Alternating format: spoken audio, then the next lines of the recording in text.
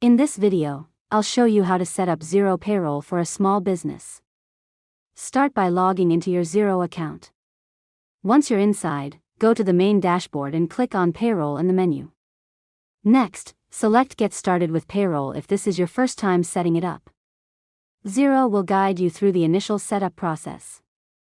After that, enter your business details, including your company name, address, and employer information. Make sure all details match your official business records. Now set up your payroll settings, such as pay frequency, pay calendar, and financial year start date.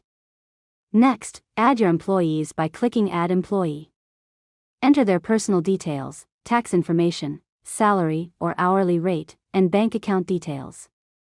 After that, configure tax settings and ensure your payroll compliance is set correctly for your country or region.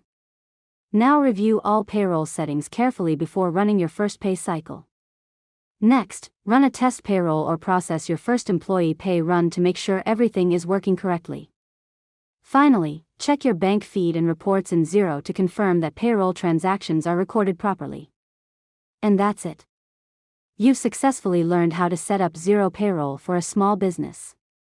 If you found this tutorial helpful, make sure to subscribe to Learn Mode Lab for more tutorials.